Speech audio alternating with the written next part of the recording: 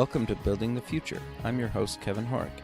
You can check out new episodes of the show every Tuesday and Thursday at 2 p.m.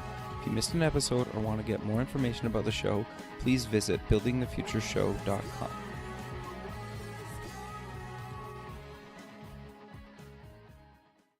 SoupX, the Startup Expo, North America's premier startup conference, is March 6th and 7th, 2017, in sunny Fort Lauderdale, Florida. Affordably priced, SoupX is a 2-day international conference featuring workshops, panels, speeches, a $50,000 startup competition, and over 100 exhibitors. For more information, go to sup-x.org. Welcome back to the show. Today we have Hampus Jakobsson. He's an entrepreneur and angel investor. Hampus, welcome back to the show. Thanks for having me, Kevin. Yeah, I'm excited to have you back on the show, and you're in Sweden and I'm in Canada, and I love the fact that we can do this across the globe, right? And so maybe before we kind of dive into things, let's kind of give a quick overview of yourself. I think if people want to get a bigger, longer kind of intro of yourself, they can reference the radio show, the previous radio show we did. So maybe do you want to kind of give a quick bio of yourself and kind of your career as well? Yeah. So actually, one thing that I think it's smart that people start with I was born, but okay. I actually think I will slightly because I think that sure. it's very relevant. It's like I'm the fourth child. I have three older brothers, and they're 8, 9, and 11 years older than I am. Oh wow.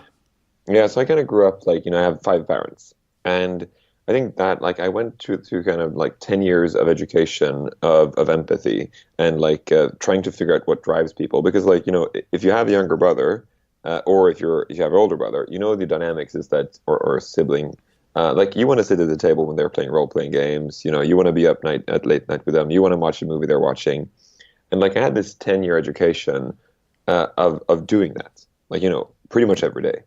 So I think that shaped me in so many ways. And it shaped me in the sense that I'm extremely interested in how people work. I really love reading people. I love interviewing people. I love recruiting people.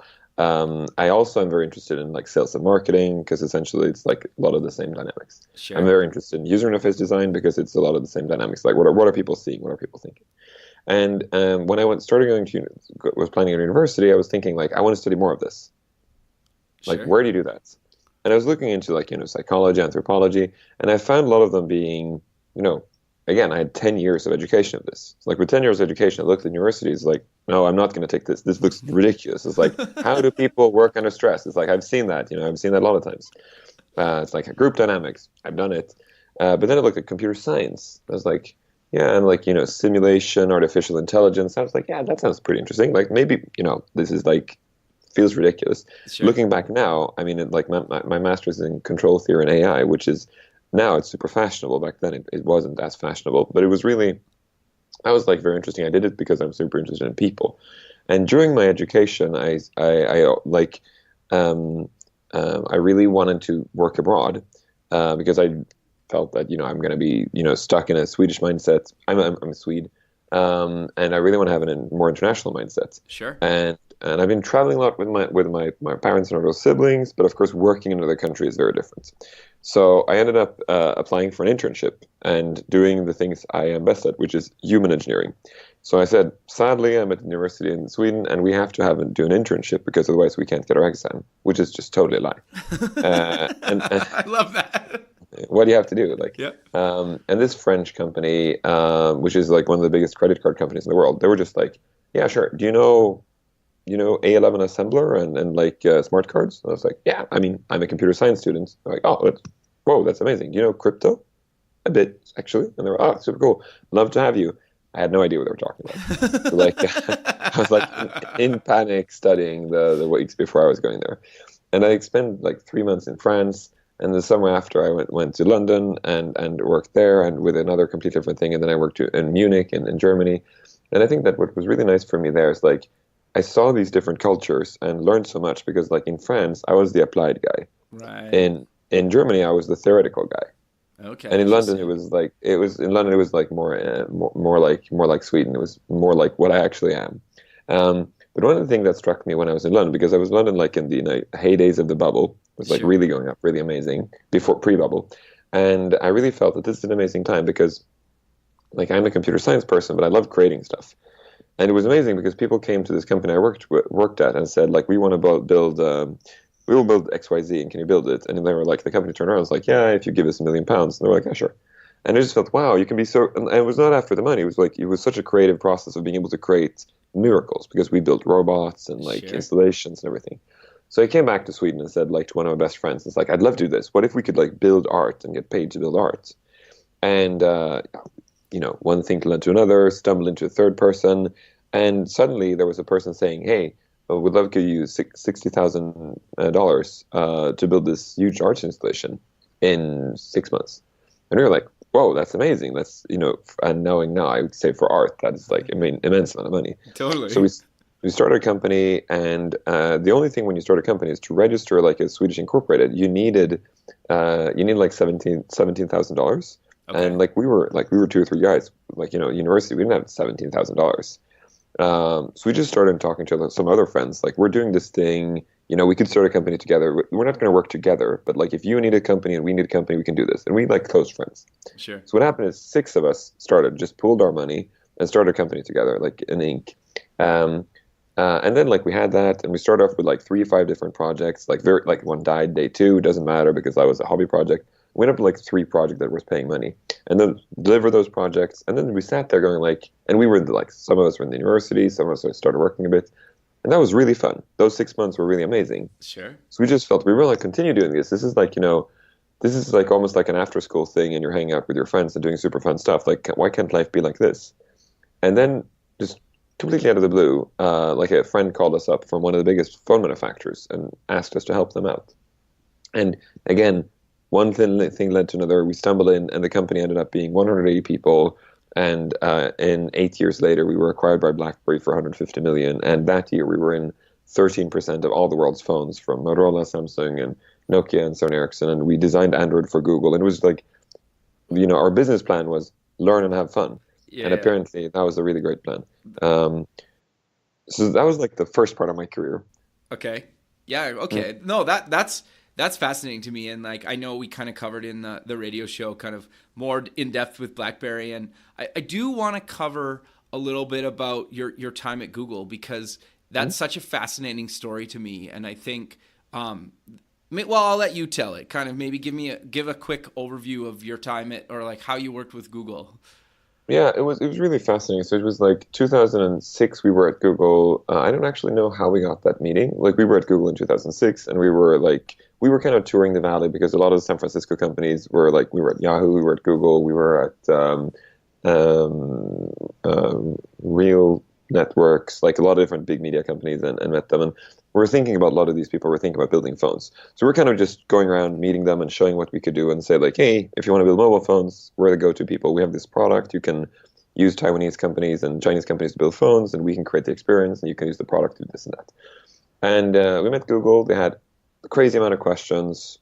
Nothing really happened. We met Apple. A crazy amount of questions. Nothing really happened.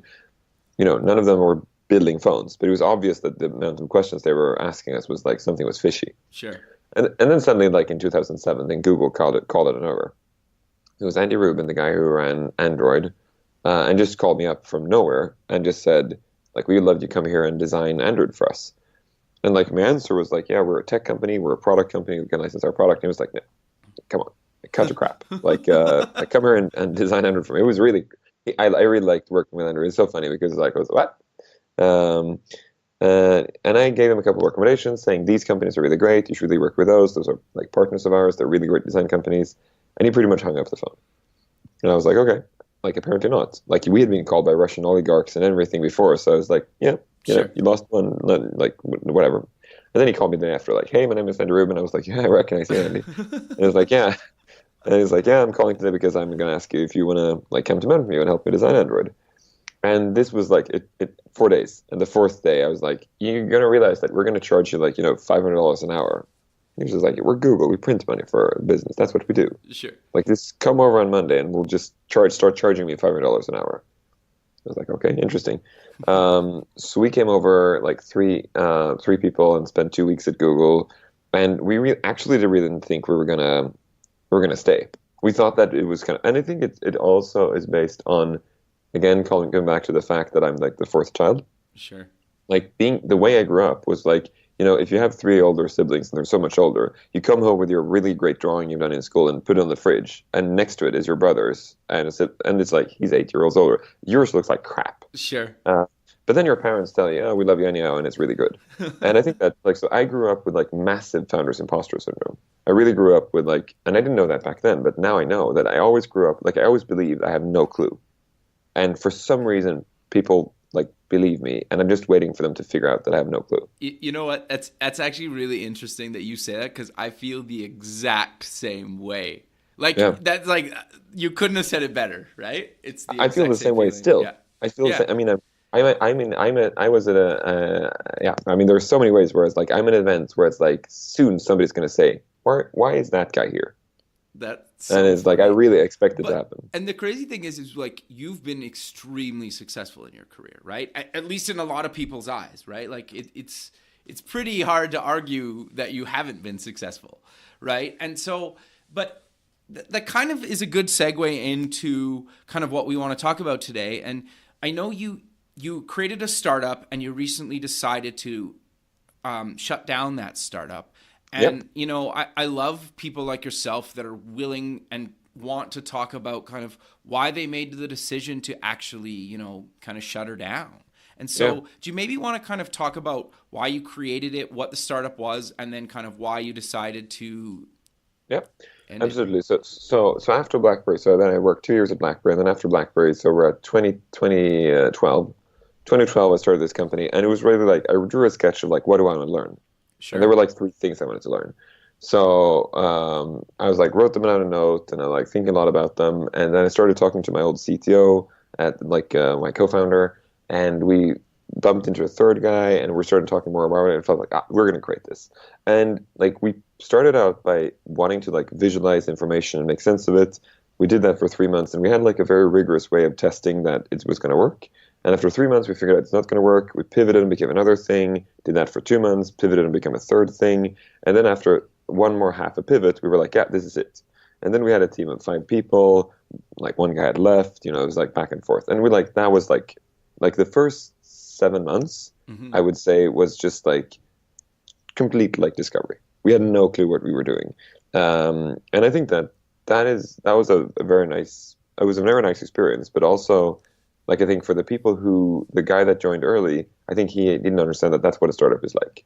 Ah, He, okay. I think he a lot of times said the reason he left was actually he said that I left because I couldn't stand being at a party and people asked me like he left a really amazing job because he wanted to leave that job, and he'd met us and he joined the startup early on, and he said that the hardest thing was like he met old colleagues and they were like, hey, what are you doing nowadays? And he was like stuttering, trying to explain it, and sounded like a drunk teenager in love, and they were like, what are you doing? And he couldn't really explain it. And he just like, I can handle anything, but I can't handle not being able to say what I do. So like, Interesting. I have to leave. And I feel that that's when I'm thriving. Like, Sure. because that's when the founder's imposter syndrome is in sync, at least. So it's Yeah, like, oh, yeah, I don't know yeah. what I'm doing. And that's like the way it should That's be. amazing. But then like we came into this thing, we started building it, we raised like we were about $1.2 million, started building a team, like ramped up, started getting really nice customers. We had like Evernote, Hootsuite, LinkedIn, Intercom, a lot of big Huge, huge names. West Coast tech companies, really, really interesting. But then we came to a point where I think the problem was that so I think that the problem I think is that there were like we were aiming for a certain product, and I think that there were two kind of products that could have been built. Ah, And okay. this was like a predictive. What we were building was like a product that gave you recommendations. So it gave users recommendations what you do next, and it was in the business context, so not like a consumer product. But what we found out was that so like there were two things that people wanted. Either a thing. So it was the first thing we started with was for salespeople, and people wanted one of two things: the most simple, basic thing that they could pay like whatever $5 a month for, which essentially like logged emails and synced calendars and stuff, like plumbing. And it was more like, so we don't have to do it because it saves some time. Like, an hour here, an hour there, whatever. Sure. Or they wanted the other thing, which was like, we don't want salespeople. Can we get a software that just does sales magically, AI, la la la? And the problem is we were in the middle, which was like, we were like, we were very, like, what I call it, we were trying to solve an icky problem. Like, we were Okay. trying to solve a people problem. We're like, so you need a process to do this. What is your process? And people are like, yeah, we don't really have a good process. We're like, well, maybe you need to get a process first. It's not like our software will magically solve it. It's like if you're a logistics company and you have no clue how to think about how boxes are shipped, you can't buy a software that does that. You have to think through the process first. If you're an HR manager and they're going to do coaching meetings, there's no software that's just going to make you a great coach. You still have to think about how people work. Sure, totally. So we had these two different clients. We had some clients came in and said can't you just replace our salespeople? And we had some clients said, can you just log a meeting or whatever? And we really felt stuck in the middle because of course we were not magical, and we were the thing is, if we could have gone and said let's raise $20 million and be magical, but we're Scandinavian, so we were like, hey, it's not going to work. And we're very ambitious, so we didn't want to do something which is well, we can build a 1, 2, 3 million annual recurring revenue kind of company. We're going to build $100 million revenue company. So we kind of get stuck in the middle. And so that was one part of it. The other part of it was we were really in love with the problem really early on. But then suddenly we got into when we were at the 4th year, we were really feeling that we started resenting the whole market. We were really feeling that the problem we were trying to solve, it felt like we were, the analogy is not perfect, but if you start by working with universities or something and university students, and it feels really great, and then suddenly you find out that it's the brats using your product and they're using it to brag, you're like, yeah, this is not what I started the company for. I started this company to empower people, and now suddenly we have brats bragging with it. And it's that was our customers were nice, everything was great, but we kind of lost the love for it. It felt yeah. And I think that those two things started colliding more and more when we felt the internal emotional thing of getting up in the morning and being super passionate. And the other part of it was the how much we needed to be ambitious or even lie to actually be ambitious enough. And that dissonance really started to eat on us. Okay. And I think that one of the best litmus tests we found for it was that we just stopped fighting. So it really felt more and more every month that passed, we were oh, these guys are buying, but they want that kind of integration. And people were yeah, no problem. Or oh, that feature is going to be delayed 2 weeks. And we're okay, that's okay. I mean, it's it's life's hard. It's better do it right. And I think that when I started feeling that, first I was relieved. It's great. In the evenings, you can you can do other stuff. You don't have to have all these conversations with your co-founders and fight with them, and you don't have to stay up till 1 to write the last email. And it's hey, I wrote the last email. When they wake up in the morning, they're ah, shit, he stayed up late and wrote an email. You don't have to do all those stupid things. But what happened also is you go to work and sort of hang out with your colleagues and have a good time, and you really sort of feeling had we lost passion? Have we lost ambition for this? And when I realized that, then I really felt we shouldn't be doing this, because I think that the most precious thing, when you're starting a company, is I really believe that we're in a time right now, and in this world we're living in, you can do anything you want in life. Sure. You can really if you want to be a math professor, you could you could. It's it's going to take a couple of years. It's good. If you want to, it's yes, maybe it's hard to get a Nobel Prize, but you can start working on it. Sure. If you're on a podcast, go ahead. Yep. If you're an interior designer, go ahead. It's and if that is an extremely privileged world, and I think that what I really believe in is that you should play as if you only have one life left. It's when you're playing a computer game, it's this is the last life. It's don't mess around with this. When you have that last life, you start thinking through what you're doing. You're not becoming risk averse necessarily, because then you can never win the game. But you start to think through your strategies. And I think that we came into that point just going, why are we doing this? We're wasting the most precious asset we have, which is our life. Sure. And so I was really starting to doubt the whole thing. Okay, and we had plenty of money in the bank. We had investors that really liked us. We had plenty of new investors that talked to us constantly. But I was really feeling if we raise another round, we kind of have to, tell all these investors, yeah, we're going to make it. And we have to be so positive about this for another 2 years to give it a true chance. Sure. But I had even a problem of being positive in a 2-month perspective. Oh, wow. And I'm a very, very positive person. So I had no problem at all being positive in a meeting, but I was thinking through it. I felt we were stopped caring really, really. Got you. So I just started I had a meeting with my co-founders, and they were yeah, I've really felt the same. And then we brought in all the employees and just said like, if we would do this, like if we would just, pull the brakes, what would you think? And the only thing that came out that people were really panicking about, there were two things. There was like, one, all the customers that are using it right now, we can't just let them go. It's like they're going to be horrified. Sure. Two, this team. Like, we're a really nice group of people. Like, we can't just, we're going to work together. Sure. So then we said, okay, so let's just talk to I'll talk to the board, talk to the owners, like the investors, and just say, this is the time to go to do like some kind of exit. Like, let's go sell what we built, because it's amazing what we build. People are really impressed. We have good customers. And then, I used to run M&A, so like, it's very easy to get in contact with people. Sure. I talked to like the who's who, like 15 most, like, kind of the obvious acquirers for the things that we do. And a lot of all the way from like, the Airbnbs to whatever, to the Salesforce. Sure. And like, there were two companies that were like, yeah, let's go and acquire you. And the other ones were like, bad fit, you're like, we got to move, or like bad timing or whatever. And one of them was acquired by a very, very, very big other company. They were like, yeah, we're interested, but can you just wait 4 more weeks? And then they were acquired by a behemoth, and like, that's why I wanted to wait. Okay. But then, so we had like one horse left that was like, we really want to do this, and started the acquisition process. And they booked, like, we did everything, and like booked the tickets to meet the founder for the final meeting, for the onboarding. They had not, we had given the price, everything in terms. We have nothing signed. It was like still discussion. We're gonna have the like meeting with the founder and talk to their founder. And they called us up like on the Friday their morning, and we're like, when are you arriving? Because like, we're booking the meeting. He's going to come in. If you're half an hour late, it's not going to be a meeting. And we're like, yeah, come on. We've got the tickets. We're going to be 1 hour in advance. We're going to, no problem. Cool. Great.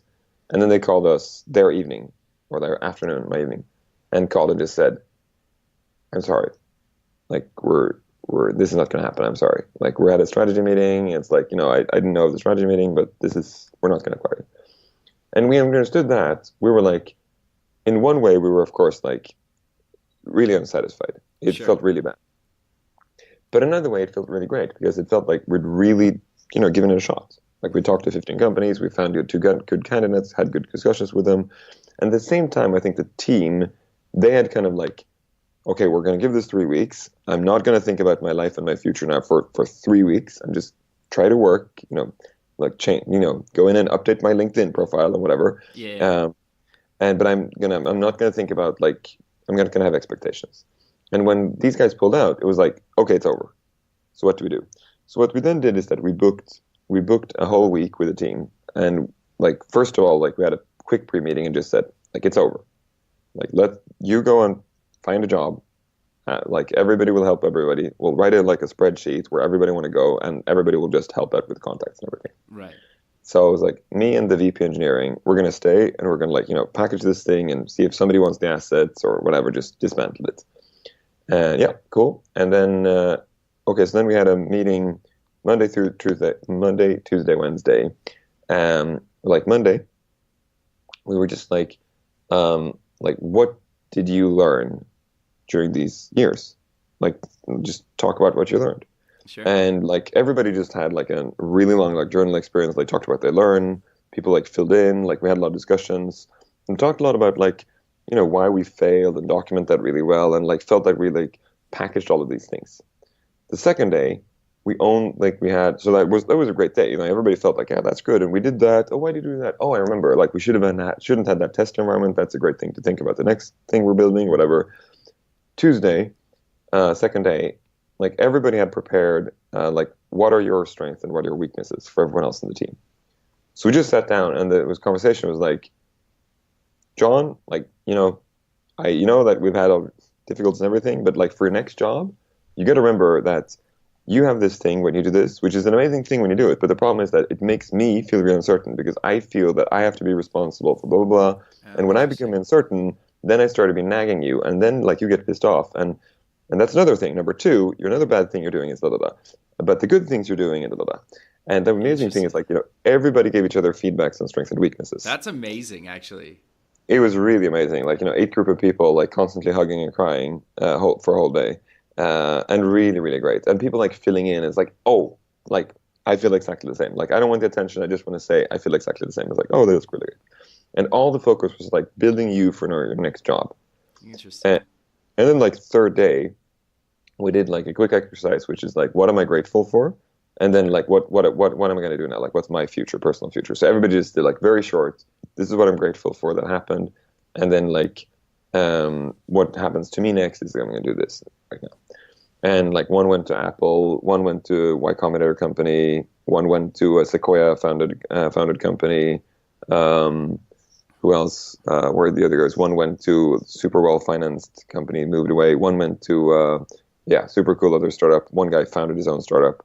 So it's like everybody just dispersed super quickly. Sure. Uh, and then me and my one of my co-founders, the VP engineering, we packaged a product, and we're like, the plan was kind of like to keep it alive to a certain date, and then just like we emailed out our users, and we're just going to package it, terminate it, and then hand out the money to investors. But then in the midst of nowhere, like customers started contacting us and saying, "Hey, you know, I could leave my job. Like, I'd leave my job and start a company and just buy our product." And we had like 5 different people did that, and Wow. most of them, yeah, but some of them were like, "I'll give you $1." I Oh, was like, okay. "Yeah, I don't think so." But then like one of them was true. They're like, "Yeah, well, we want to buy it."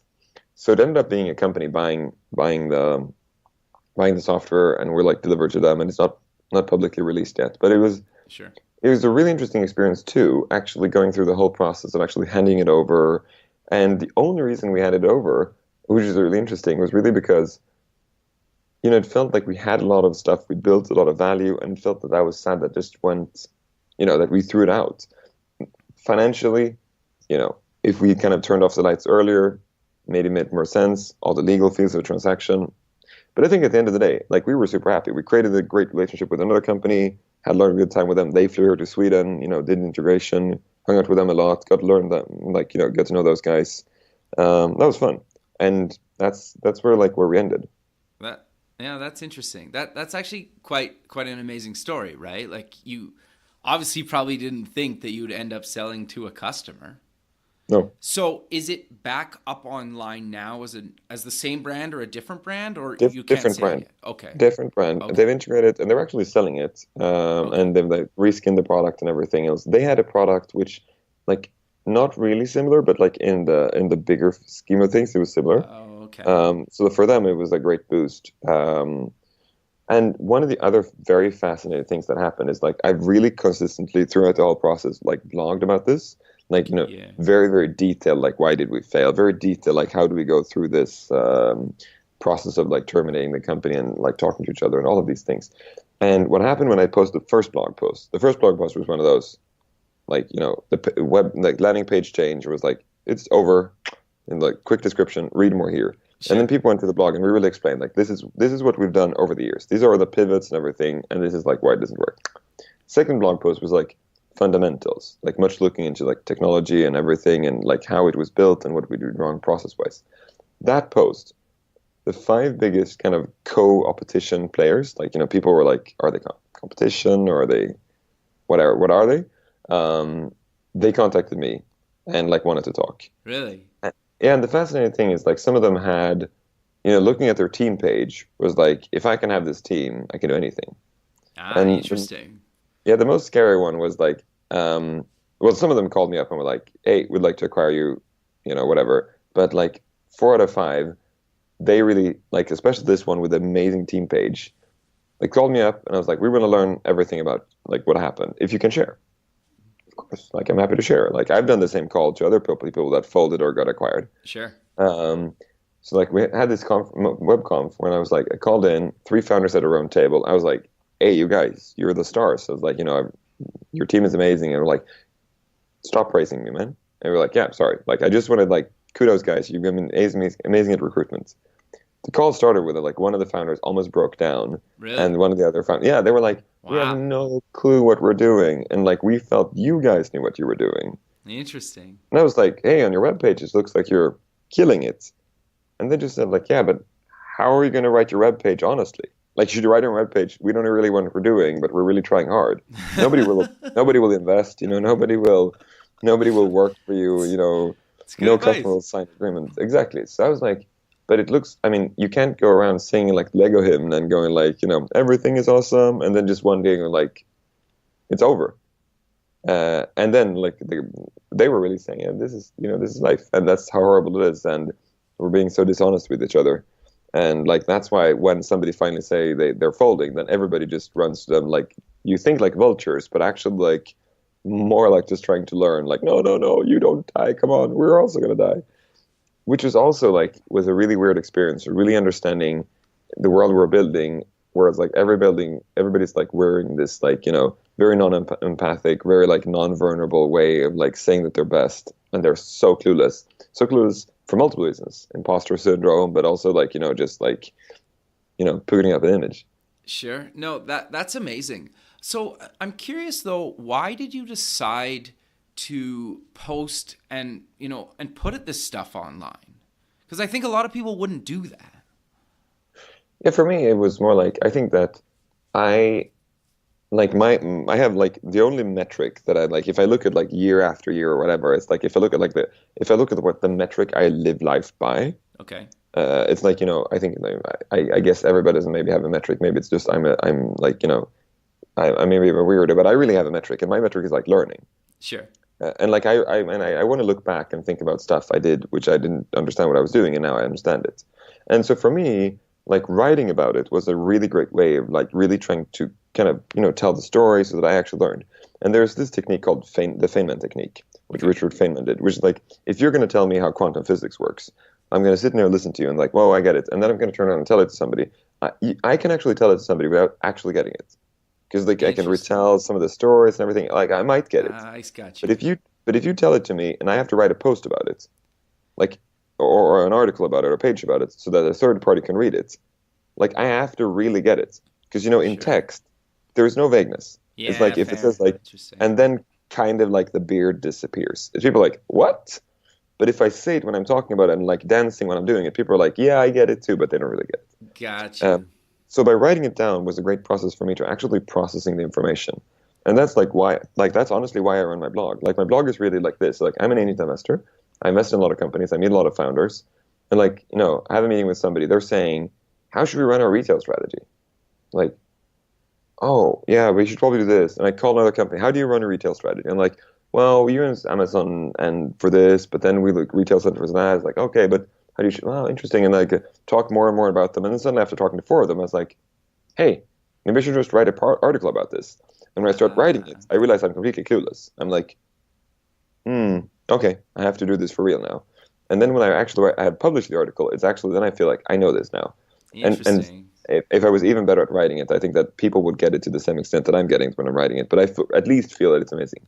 So I focus a lot on writing on actually the soft subjects. Okay. Like not actually like, okay, so the process of how do you run a logistics center? Because I think that's so dated. Like it's like, yeah, that's amazing now, but in 3 years it's gonna be different. So what I write a lot about is like the process of doing X.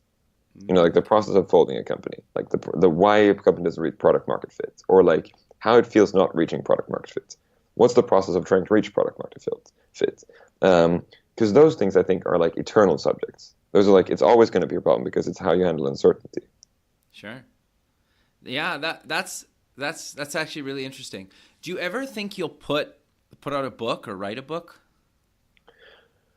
I don't think so because I think that I don't think I'm good at it.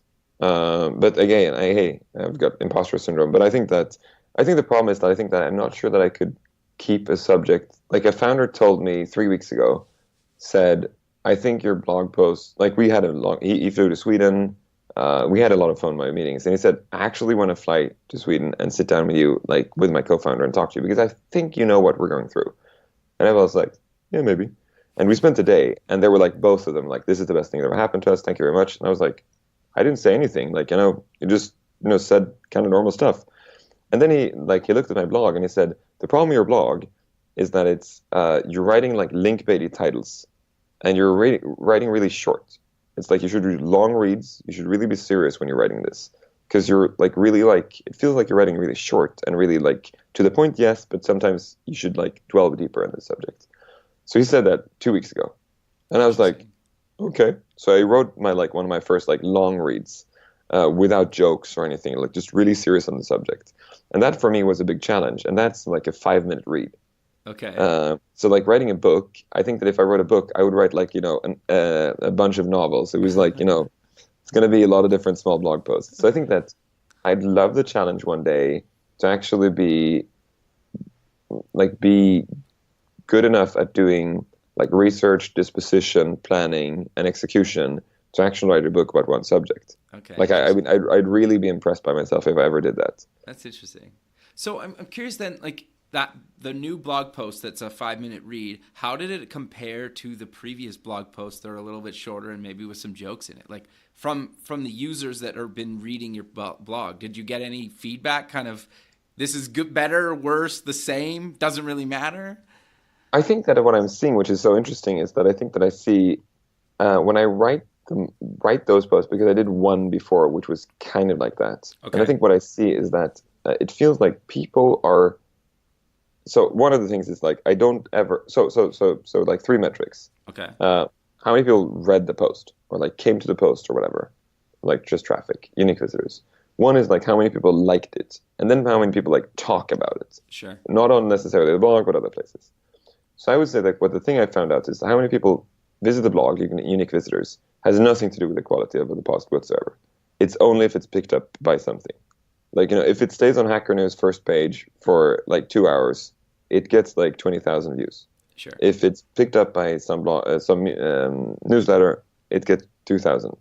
Whatever. It's like, I can just write like dog poo in a bag and like get it. If I get it on Hacker News for half an hour, it's going to get the same kind of users as like how to actually get traction with your product. Nobody cares. Yeah. Yeah. And then I would say the second one is like how many likes. I would say the amount of likes for every post is almost the same. It's really weird. And I Interesting. would say I think the reason for that is I think that why my hypothesis is I never ever write in my post, can you please, click like, come on, dudes, click like. Got you. And I think what happens is honestly what I think has happened, I think it's almost kind of always the same people that click like. It's the people that are like, yeah, this is good, like. And I can see a small difference in the ones that are like very controversial subjects. Like if I Okay. write something very controversial, it gets like 20% higher. Really But but it's like very little difference. interesting. Um, but then with that part, which is like how much is it like talked about, Yeah. and that's the ones where I see the long reads are just outperforming it completely. Really. So like if I write Huh. something which is like in depth, long read, very serious, then like posting it to Facebook, there's like a massive chat. One of them got on Hacker News, and I wrote about like how being cash flow positive can be really bad for you, and because I thought about it a lot. And that had like a really long thread on Hacker News where a lot of people talked about it. And some people were like, yeah, he's obviously an investor. Of course, he wants people to like take massive risk. And other people were like, this is exactly what happened to me. Like when this happens, I was like, you're in panic for a long time. And I think the post is really, talking about it in a great way. And that was like very interesting for me feeling that because that's the engagement I'm after. Yeah. Totally. The sad part is Interesting. only that's the least measurable. So like, if you just look at the stats page, I would love that all those people just clicked like so I could feel, oh, it was a good post. Interesting. That's actually quite fascinating to me because a lot of people would say keep your blog posts like really short and you found kind of the opposite is more successful. And I think it's a lot of trial and error, I think, and you need to figure out what works for you and push yourself out of your comfort zone. Yeah, exactly. I mean, again, I'm doing it only for one reason. I'm doing it to learn. So for Sure. me, what I like about it is that there are two degrees of learning. I mean, learn about the subject and learn about the medium. So the Sure. nice thing is like, if I learn about the subject, the longer I have to write, the more I have to learn about it. But I think that it has like uh it doesn't have like a linear return. Like, after a while, you don't learn that much more about it. So like I feel like I kind of get it, but maybe more, but I can always do more research. Um, but then the other part is, of course, the medium. Sure. Like if somebody says, "Can't you write long reads?" I'm like, "Yeah, maybe I could." It's like it's gonna be hard. And like another guy said, like, "Why didn't you do this post, but just like a tweet storm out of it?" I didn't do that because I don't like doing like micro post of stuff. But I was like, that would be a super interesting challenge for me because like I would be uncomfortable doing it. Interesting. So for me, I'm really trying to find places where it's like, and that's I think that thanks to the fact that I really believe that I'm pretty shit at everything. The good part of that is like when am pretty shit at something, I am actually really, I'm good in that mode. I'm a Interesting. pretty, I find myself sometimes like being an angel investor is I more have a problem with it with Like I more had trouble like going to an event, speaking on stage, being like an angel investor, going down, and then people coming up to me like, Mister, can I talk to you? And I'm like, I'm really uncomfortable doing this. Like I don't know shit what I'm talking about, you know? And they're like, can I get 2 minutes with you? And it's like, yeah, you could, but like I don't know what I'm talking about. Like I'm not going to show what I'm going to tell you. I'm much more comfortable when it's like, you know, I talked to for the Norwegian government like a couple of years ago. They were like, can you explain the freemium economy to us? I was like, me? And I was like, sure. And then, like, you know, I went to Norway, to Oslo, and explained the freemium economy for the government.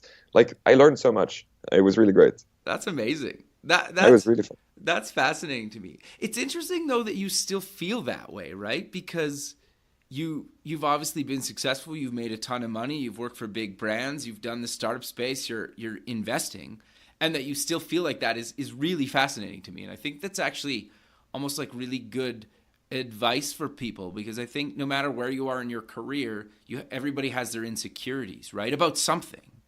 Absolutely, and I think that I think that we should be using those insecurities. I think that one of my favorite authors is Brené Brown, her books on vulnerability, because I think that the problem we're doing a lot of times is we're not really saying, like, I mean, I think that I kind of subscribe to the old like Jane Fonda, like fake it till you make it belief.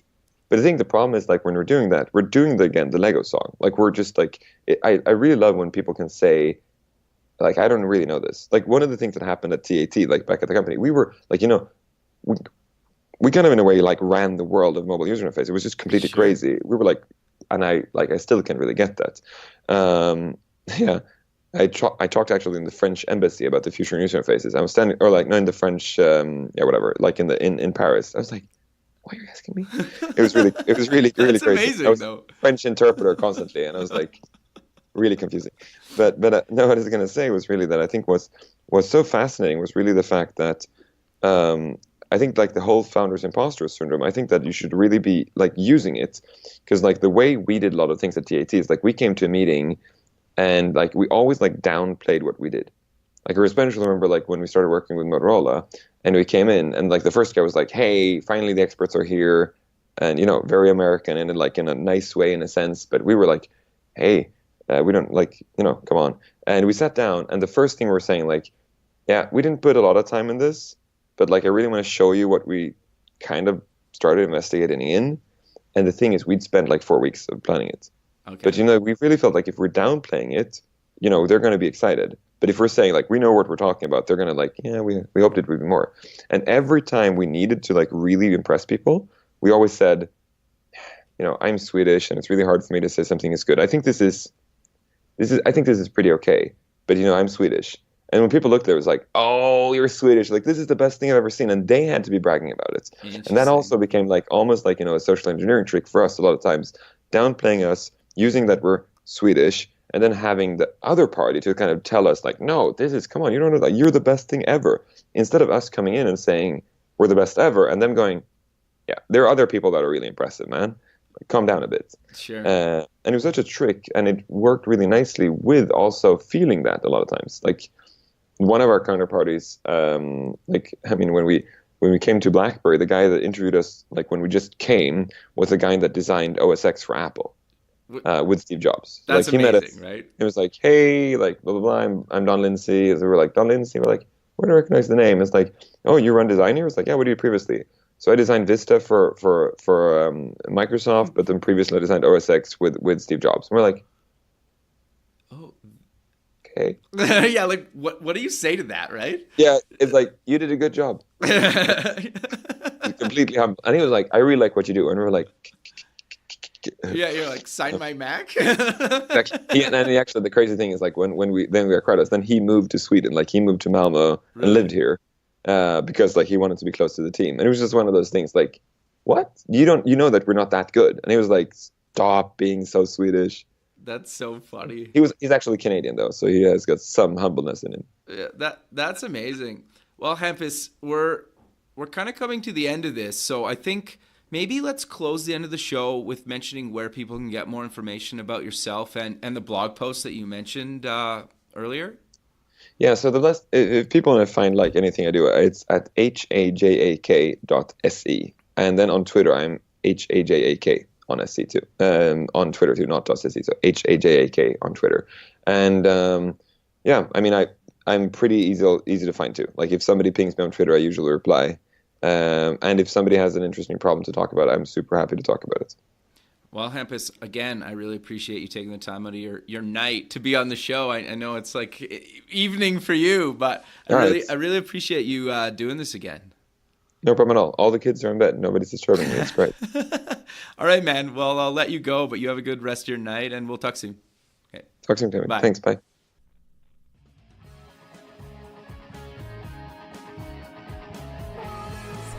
Thanks for listening. The music for the show is done by Electric Mantra. You can check them out at electricmantra.com and keep them in the future.